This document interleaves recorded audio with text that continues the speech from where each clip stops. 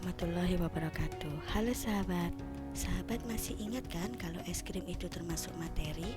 Itu dikarenakan es krim menempati ruang atau wadah dan memiliki massa.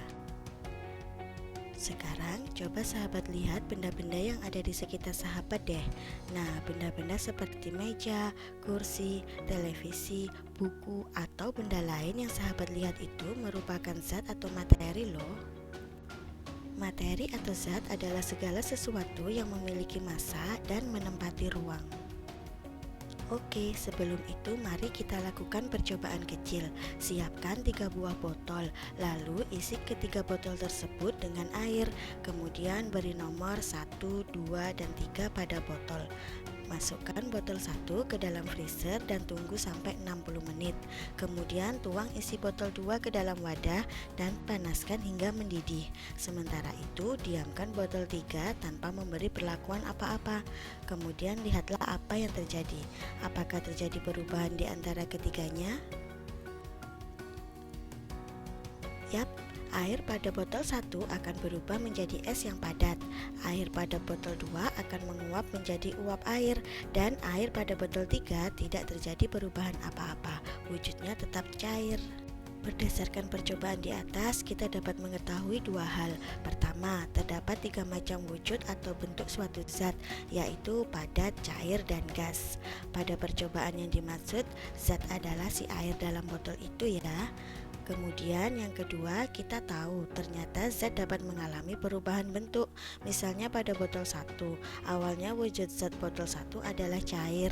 Setelah dimasukkan ke dalam freezer, wujudnya berubah menjadi es padat. Sahabat tahu nggak, wujud suatu zat merupakan salah satu sifat yang dimiliki oleh zat tersebut. Nah, nggak hanya wujud, masih ada sifat-sifat lain yang dimiliki oleh suatu zat. Selain itu, perubahan bentuk zat juga nggak cuma dari cair menjadi padat aja, tapi juga ada perubahan bentuk lainnya. Baik sifat dan perubahan bentuk zat pada dasarnya digolongkan menjadi dua, yaitu secara fisika dan kimia. Kali ini kita belajar sifat fisika dan sifat kimia saja dulu. Untuk perubahan bentuk zat dibahas kemudian ya. Sifat zat. Sifat suatu zat dibedakan menjadi dua, yaitu secara fisika dan kimia. Kita bahas satu persatu ya. Sifat fisika zat. Sifat fisika suatu zat berkaitan dengan penampilan atau keadaan fisik zat tersebut, di antaranya wujud zat, warna, daya hantar listrik, kelarutan, dan kemagnetan. Sifat fisika pertama, wujud zat. Dari percobaan di atas tadi kita jadi tahu ya kalau wujud suatu zat terbagi menjadi 3, yaitu padat, cair, dan gas.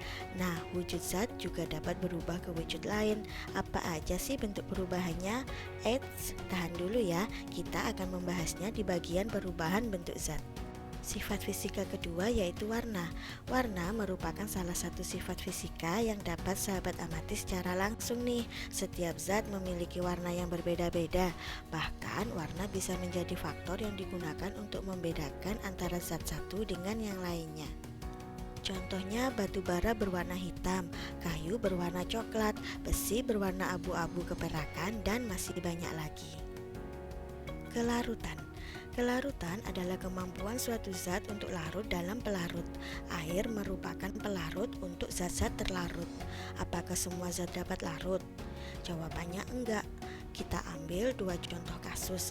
Misalnya ada 2 gelas berisi air. Gelas pertama sahabat campur dengan gula pasir, sedangkan gelas kedua sahabat campur dengan tanah. Lalu aduk dan lihat perbedaannya.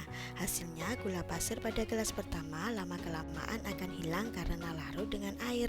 Sementara itu tanah pada gelas kedua tidak dapat larut dengan air, sehingga membentuk 2 lapisan terpisah. Sifat fisika selanjutnya daya hantar listrik. Suatu zat atau benda digolongkan menjadi 2 berdasarkan kemampuannya dalam menghantarkan listrik, yaitu konduktor dan isolator. Benda yang dapat menghantarkan listrik dengan baik disebut konduktor. Contohnya air laut dan benda-benda yang terbuat dari logam seperti besi, emas, tembaga, aluminium. Sementara itu, benda yang tidak dapat menghantarkan listrik disebut dengan isolator.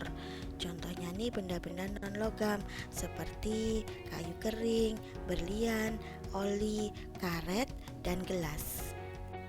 Dan sifat fisika terakhir ada kemagnetan. Berdasarkan sifat kemagnetannya, benda juga digolongkan menjadi dua, yaitu benda magnetik dan benda non-magnetik. Benda magnetik adalah benda yang dapat ditarik oleh magnet, sedangkan benda non-magnetik adalah benda yang tidak dapat ditarik oleh magnet. Nah, sampai di sini cukup jelas ya mengenai sifat fisika zat. Sekarang kita lanjut yuk ke sifat kimia suatu zat. Ada apa aja ya kira-kira? Sifat kimia suatu zat berkaitan dengan perubahan kimia yang dialami oleh zat tersebut.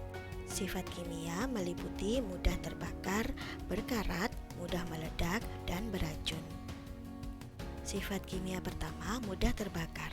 Umumnya benda-benda seperti kertas, kayu, kain, bensin, minyak tanah, gas LPG mudah terbakar jika ada interaksi langsung dengan api. Bahan-bahan yang mudah terbakar merupakan bahan yang mudah bereaksi dengan oksigen dan menimbulkan kebakaran. Bahkan jika reaksi kebakaran yang ditimbulkan amat cepat, hal ini dapat menyebabkan ledakan. Sifat selanjutnya berkarat. Reaksi antara logam dengan air dan oksigen dapat menimbulkan karat pada logam tersebut. Contohnya pada pagar besi. Siapa yang pagar rumahnya terbuat dari besi? Kalau sahabat perhatikan, seiring waktu pagar itu akan berkarat. Nah, biasanya pagar besi selalu dilapisi cat untuk memperlambat proses pengkaratan. Sifat kimia mudah meledak. Pernah nggak sahabat membaca peringatan, simpan di tempat yang terhindar dari sinar matahari pada kemasan botol parfum? Ayo, kira-kira apa alasannya ya? Ternyata parfum yang sering sahabat pakai itu mengandung bahan kimia yang mudah terbakar loh. Jadi harus disimpan pada suhu ruangan yang rendah. Jika terlalu banyak terkena sinar matahari, hati-hati, botol parfum bisa meledak. Interaksi antara zat yang mudah meledak dengan udara, api, atau cahaya matahari dapat menimbulkan ledakan. Sifat kimia beracun. Beberapa zat bisa berubah menjadi sangat beracun ketika mengalami reaksi kimia tertentu. Contohnya adalah gas karbon monoksida. Gas ini dihasilkan dari pembakaran tidak sempurna dari atom karbon. Gas karbon monoksida sulit sekali dideteksi karena wujudnya yang tidak berwarna dan tidak berbau.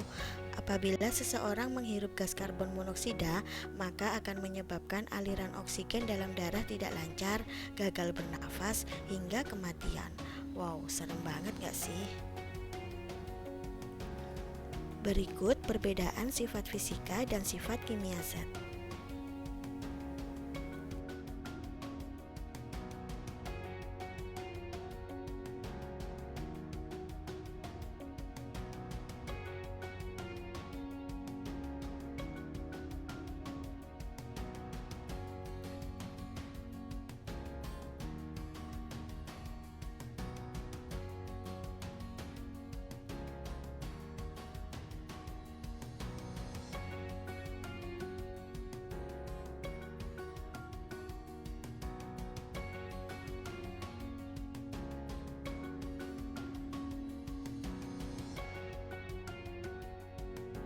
Gimana nih? Sekarang sahabat jadi tahu kan kalau sifat zat itu nggak hanya berubah wujud bendanya aja? Oke, intinya sih sifat fisika dapat dilihat dari penampakan atau keadaan fisisnya, sedangkan sifat kimia dilihat dari perubahan kimia yang dialami oleh zat itu. Paham ya? Untuk saat ini sekian dulu ya. Semoga bermanfaat dan tetap semangat belajar. Terima kasih. Wassalamualaikum warahmatullahi wabarakatuh.